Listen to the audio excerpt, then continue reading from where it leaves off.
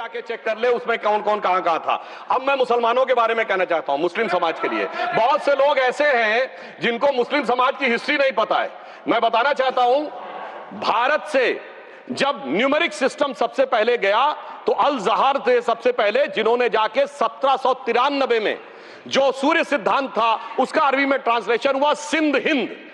और हम बता रहे हैं हम किस तरह के मुस्लिम को साथ रखते हैं। डॉक्टर कलाम से बड़ा आलिम इस्लाम में साइंसदान नहीं हुआ, और आरिफ मोहम्मद खान साहब जो बिहार के गवर्नर हैं उनसे बड़ा आलिम फाजिल मुसलमान आज सियासी जमात में तो नहीं होगा, ये मैं दावे के साथ कह सकता हूं। मगर मैं बताना चाहता हूं सर, उसके बाद उन्होंने एक किताब लिखी, एक सर 10th सेंचुरी के मुस्लिम राइटर थे जिन्होंने किताब लिखी, उसका नाम था the compendious book of balancing and completion according to Hindu calculation, जिसको शॉर्ट में अल जब्र कहा गया, और वहां से अलजबरा निकला।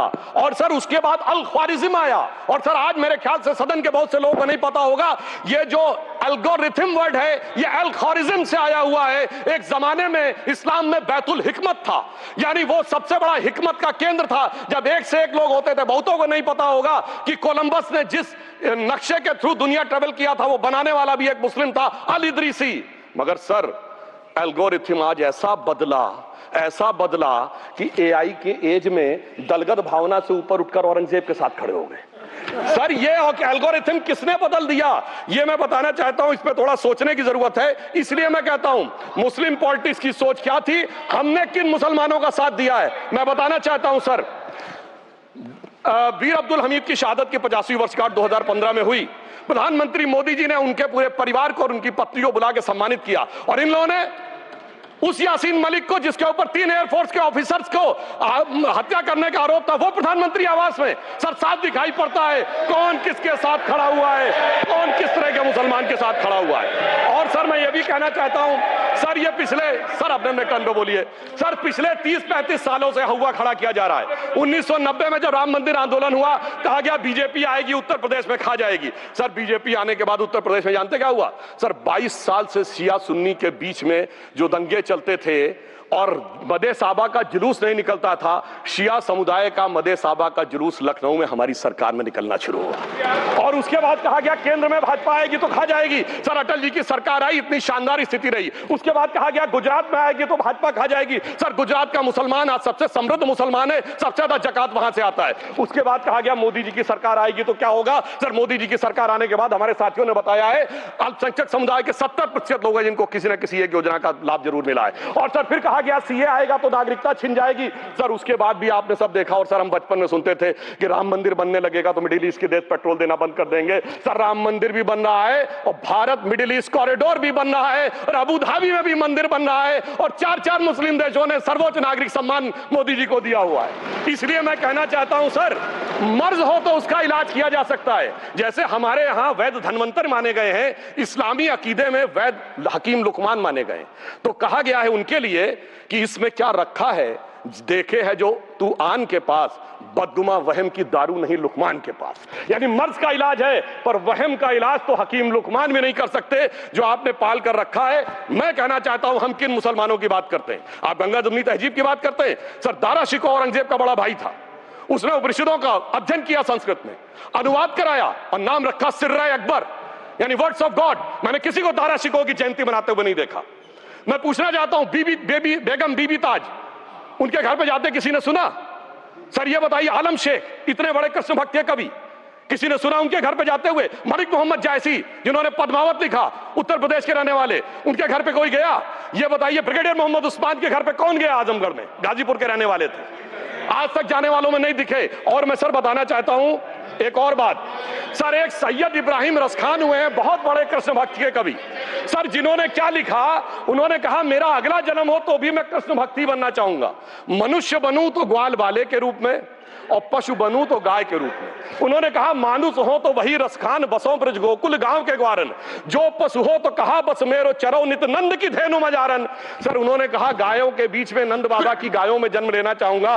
मगर सर आज एक ऐसे नेता आए हैं इस देश में जिनको गायों से बदबू आने लगी है, तो उनके लिए मेरे मन में भाव आता है सर कि श्री रामचंद्र कह गए सिया से, ऐसा कलयुग आएगा गोपालक श्री यदुवर कुल में एक ऐसा नेता आएगा जिसे बकरे कटने में खुशबू मिलेगी, गौ माता में बदबू पाएगा। रामचंद्र कह गए सिया से कैसा कलयुग आएगा।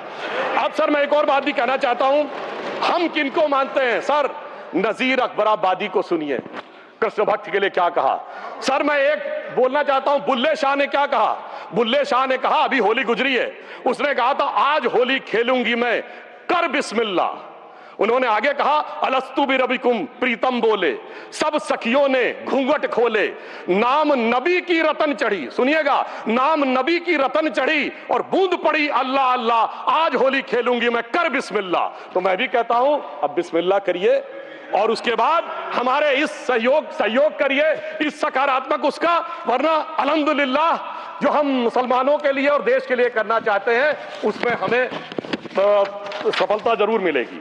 अंत में मैं सिर्फ ये कहना चाहता हूं सर, तमाम प्रकार की बातें यहां पर हुई, सकारात्मक और नकारात्मक, मगर अफसोस की बात यह है कि 1913 के वक्फ वाल औलाद से लेके 2013 के वक्फ वाल औलाद तक इनकी फितरत नहीं बढ़ती, क्योंकि सर ये तो पार्टियां ही अल औलाद हैं, तो इनको तो उससे बहुत ज्यादा वो होगी। पर मैं सिर्फ अंत में कहना चाहता हूं सर, अपनी सोच बदलिए। आप जिस कश्ती पे सवार होकर इस दरिया को पार करने की कोशिश कर रहे हैं, पिछले 75 साल में नहीं कर पा रहे हैं, 10-12 साल में बहुत हिचकोले खा रहे हैं, तो कश्ती और रास्ता बदलिए। तो इनके लिए अंत में एक पंक्ति कहते हुए बात समाप्त करना चाहूंगा कि इन्होंने कश्ती भी नहीं बदली, दरिया भी नहीं बदला, पर इन डूबने वालों का जज्बा भी नहीं बदला, पर है शौक के सफर ऐसा, एक उम्र हुई हमने, मंजिल भी नहीं पाई, रास्ता भी नहीं बदला। अब अगर नई मंजिल पानी है, नई मंजिल की नई सुबह देखनी है, तो मैं कहना चाहता हूं आइए सबको साथ लेकर चलिए। और एक ऐसा वक्त आया है जब मैं जो हमारे किरण रिजिजू जी ने कहा था कि मैंने एक शम्मा जलाई हवाओं के खिलाफ, तो मैं प्रधानमंत्री मोदी जी की तरफ से कहता हूं कि हमें इल्जाम मत दीजिए, बहुत अफसोस होता है, हमें इल्जाम मत दीजिए, बहुत अफसोस होता है। बड़ी तरकीब से कश्ती यहां तक लेके आए हैं और बदल देते हैं हम दरिया की लहरें अपनी हिम्मत से, आंधियों में भी अक्सर चिराग हमने जलाए हैं। धन्यवाद।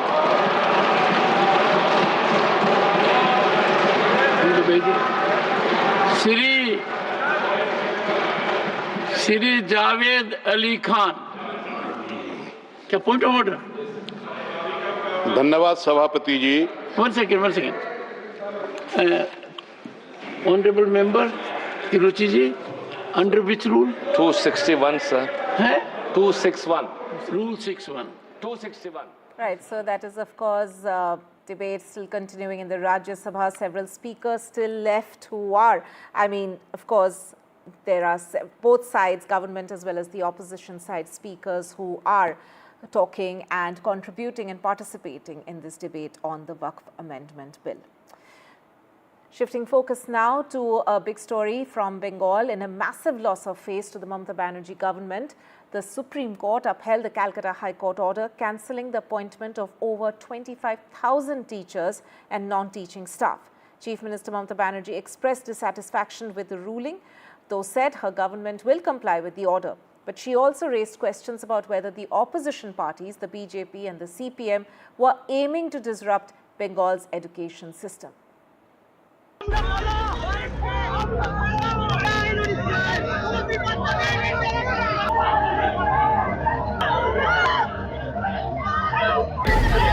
Over 25,000 teaching and non-teaching staff at government-run schools face uncertainty after the Supreme Court held their appointments invalid, upholding the earlier Calcutta High Court order.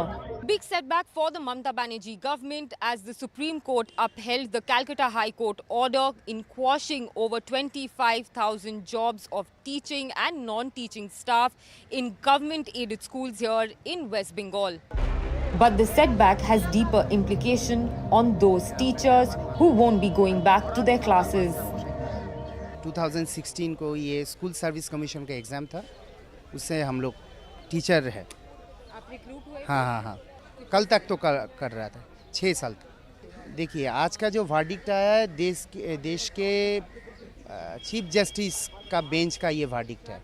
अगर आप रिव्यू भी करें तो मुझे नहीं लगता इसमें कोई फ़ायदा है। Another aspirant who had cleared the examination and started teaching in a school is worried how his family will sustain this impact. वो तो हम लोग का ज़िंदगी तो तबाह करने वाला जजमेंट है। तो हम लोग को जो घर में जो फैमिली है, जो मेरा एक बेटी है 9 साल का, एक मेरा बेबी है, और जो माँ बाप है, और जो EMI है, लोन है, क्या करेगा इस उम्र में आके 38, 40, 44 ईयर में आके क्या करेगा, नया क्या नौकरी ढूंढने का। Chief Minister Mamta Banerjee deflecting the setback as she takes a political aim at the opposition in Bengal. তাদের দায়বদ্ধতা নেই, দায়বদ্ধতা ছিল না, এবং আমি বিশ্বাস করি এটা বিজেপি করিয়েছে এবং সিপিএম করিয়েছে। But the BJP is pushing for her resignation. She must resign because it is her responsibility. During her tenure, this kind of malafide, and corrupt teachers were appointed. Even as these candidates now see very little hope left after the big Supreme Court verdict, Chief Minister Mamta Banerjee has announced that on 7th April, she will be meeting a delegation of these teachers along with lawyers and her chief secretary at an auditorium in Kolkata to address their issues. With GD Shankar, Sreshi De for NDTV. Now, Tamil Nadu Chief Minister M.K. Stalin wrote to the Prime Minister and urged him to take immediate steps to review the Indo-Sri Lankan agreement and retrieve Kachativu Island to safeguard traditional fishing rights of Indian fishermen and stop the relentless targeting. He highlighted the growing distress among Tamil Nadu's fishing community due to frequent arrests and confiscation of their boats by the Sri Lankan Navy. Sam Daniel reports. Tamil Nadu Chief Minister M.K. Stalin today wrote to Prime Minister Modi asking him to review the Indo-Sri Lankan treaty that had paved way for gifting of the Kachativu Island to Sri Lanka in the 70s, and also to secure the release of Indian fishermen from Tamil Nadu in jails in Sri Lanka by holding talks with authorities during Modi's upcoming visit to Sri Lanka. The fishermen's issue has always been an emotional issue in Tamil Nadu. Over the last several decades, 600 Indian fishermen have been shot dead by the Lankan Navy. M.K. Stalin points out that last year alone, 530 Indian fishermen were arrested by the Lankan Navy for alleged trespass. Even now, this year, 147 were arrested and 97 still remain behind bars in Sri Lanka. Kachativu Island is a 1.9 square kilometer island around 12 nautical miles from Rameswaram.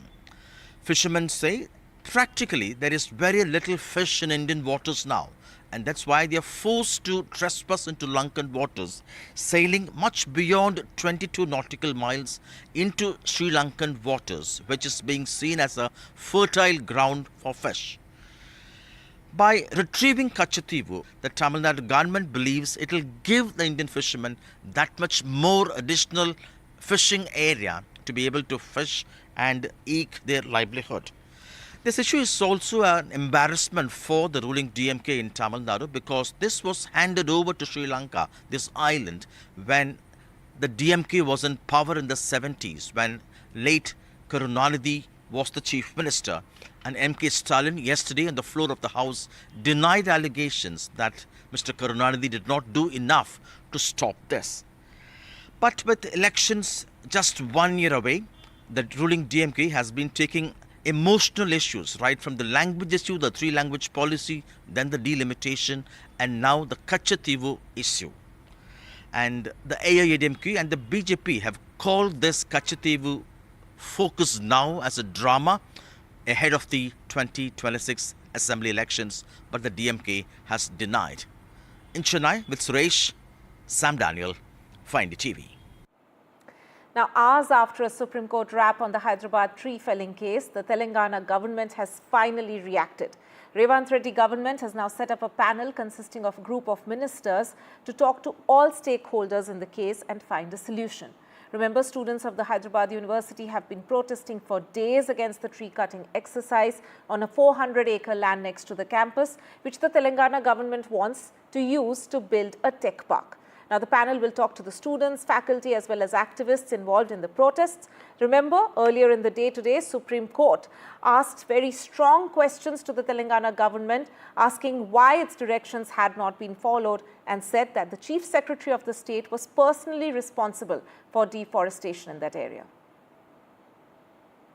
So the Telangana government has decided to constitute this committee with Mr. Bhatti Vikramarka, Sridhar Babu and Ponguleti Srinivas Reddy.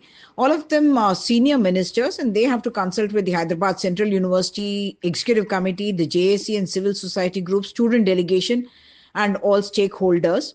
What I must point out is that this is coming perhaps a little late in the day, because all this negotiation would have perhaps helped if it had happened before the JCB action. So now, after 4 days of protest, when the government actually refused literally to listen to the voices of those protesting against the JCB action inside the university campus, clearing of the vegetation, all this, if it had happened, this negotiation and talks, if it had happened earlier in the day, would have probably helped. Now, with the Supreme Court actually wrapping the Telangana government on the knuckles and saying that now it is going to be monitoring what is happening here. It has made the Chief Secretary directly answerable for whatever the goings on here, asked for some explanation about why the government was in such a tearing hurry to go ahead and clear the vegetation.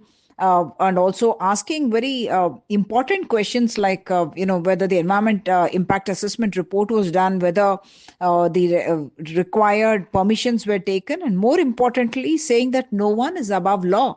That is a very damning kind of a statement, a scathing remark on the Telangana government, and therefore I'm not very sure what this government committee of ministers is actually going to achieve through a negotiation and talks, because it's now perhaps beyond these stakeholders. And we'll be heading into a short break at this point, but news and updates continue here on NDTV.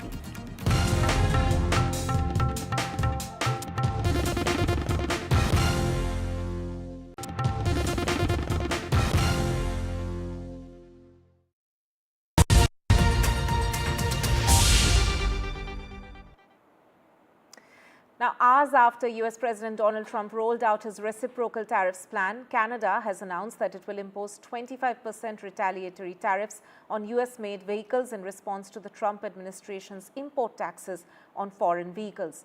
This after the Canadian Prime Minister Mark Carney vowed to retaliate to tariffs issued by US President Donald Trump, saying that he will react with purpose and with force. Remember, 4 Republican US senators had broken ranks and voted with the Democrats in an effort to block President Trump's tariffs against Canada. I'm announcing that the Government of Canada will be responding by matching the US approach with 25% tariffs on all vehicles imported from the United States that are not compliant with CUSMA, our North American Free Trade Agreement, and on the non-Canadian content of CUSMA-compliant vehicles from the United States as well. Our tariffs, though, unlike the US tariffs, will not affect auto parts because we know the benefits of our integrated production system. Yes, absolutely. This is an equal and reciprocal tariff response from Canada that is coming in the auto sector. 25% tariff will now be levied on US-made cars as well here in Canada. And this is because the US tariff on auto parts and the automobile industry came into effect from midnight. And Mark Carney had already pointed out that because this is going to hit the automobile sector in Canada badly and the workers badly, they will respond to this with purpose and with force, as you pointed out. We are already hearing news of job losses in Ontario province, which has a hub of automobile parts production. And therefore, during this time specifically, when people were just emerging from inflation, from a housing crisis in Canada, And now that elections are, the campaign is underway, elections are to be held on the 28th of April. This is a big political issue. Really, this is dominating the campaign here in Canada rather than the specific domestic issues that we were seeing over the last 1 year. The trade war with the US is what is now an overarching concern. And as I'm pointing out, the fallout is already for us to see with job losses being announced. Stellantis is particularly probably announcing job losses because they are moving out probably of Ontario province. At least that's what reports seem to be suggesting at this moment. And more such impact is likely to be seen on the people directly, on the workers directly. And therefore, Canada had to come back with this sort of response. Canada is also taking this opportunity as a time when they want to set themselves apart from the US. So far, they have been in the shadow of the US. For years, they have been an ally and a partner of US, depending on them. Their trade is largely north to south, not east to west, which is between the Canadian provinces. They are now looking at removing the interprovincial barriers so that the trade between the provinces improves and their dependence on US as the biggest trading partner for them gets reduced. But this, of course, will be a very difficult time. These changes do not happen overnight. Canada knows it. And that is why they have come back with this hard-hitting response to the US, specifically in the automobile sector. And the US markets have also reacted sharply to the Trump reciprocal tariff announcement. US stocks market has plunged. FTSE 100 suffered its biggest one-day fall since August last year. US stocks are also headed for its biggest wipeout in market value since March 2020. Nearly $2 trillion have been wiped out from the US stocks. Dow Jones has dropped by 1,400 points as US stocks lead worldwide sell-off after Trump's tariffs ignited a shock. Nasdaq has slid by 4% and S&P tumbled by 3%. Right, shifting focus now to another big story, and a Virgin Atlantic flight from London to Mumbai had to make an emergency landing in Turkey due to a medical emergency. Unfortunately, the aircraft later encountered a technical snag, leaving over 260 passengers stranded, and it's been over 24 hours now. Passengers have complained of inadequate arrangements, including limited communication and no accommodation. Virgin Atlantic, of course, has clarified, and we're running the statement on your screens there. They have apologized and clarified that they are exploring all possible options and that passengers are being provided refreshments.